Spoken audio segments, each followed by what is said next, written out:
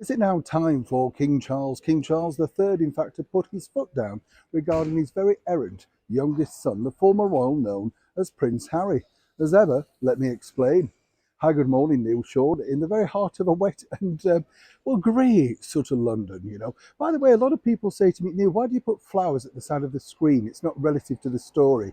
The reason why I put flowers, and I've explained this before, is simply this. I like them. I think a lot of people like them.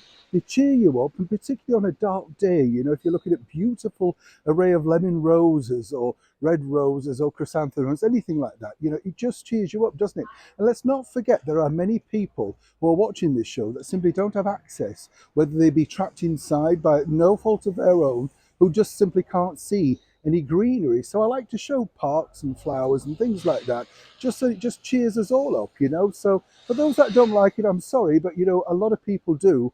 I know I do, and it's lovely to share. When I find a new flower bed or something like that, I think, oh, you love this. Because you look at what I love as well is there's an art to planting a flower bed, isn't there?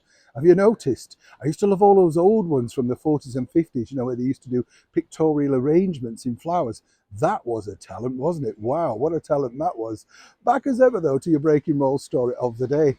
It's interesting, isn't it, with this story, because, you know, as we've now seen Prince Harry's ploughing ahead, basically demanding security, possibly attached to that worldwide privacy tour, you know, the one that we're not supposed to be laughing at. It already stemmed from the fact that when he came back over for the Platinum Jubilee, he currently fell under, you know, subsequently, should I say, fell under the protection of the British Metropolitan Police, and rightly so, as all senior members of the British monarchy do.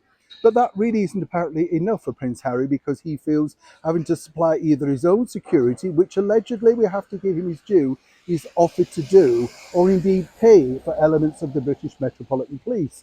The former Home Secretary, the Right Honourable Priti Patel, said that the Metropolitan Police isn't for hire. The latest Home Secretary, Suella Braverman, is equally quite stringent about exactly who can secure the services of the Metropolitan Police. But now this is escalating over £300,000. We're not quite sure exactly who's going to be paying that final bill. But as you can imagine, this has not gone down well over here with the British taxpaying public in a cost of living crisis. So much so now that the King Charles, on his very busy coronation year, once again is going to be dragged into an argument to try and, you know, put a line under this, because obviously it's detrimental to the British public and mainly to his image. It's incredible, isn't it, what Harry's done to his own family to make sure that they are painted in a bad light, whichever way you look at it. Whether he wants to pay for it or not, it's just stupid, you know. Now, the bottom line is this: he would have protection when he comes back. That wouldn't simply be a problem. The bigger problem is, will that be enough for Harry, Meghan, and those two children? Do they want their own private security paid for? Do they want it from the British Metropolitan Police? And if they do, who is going to fund that?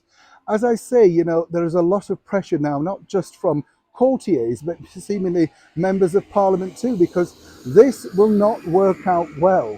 It's simply not the right time to be spending taxpayers' money on frivolous things that don't necessarily concern someone thousands of miles away who may or may not return to these British Isles.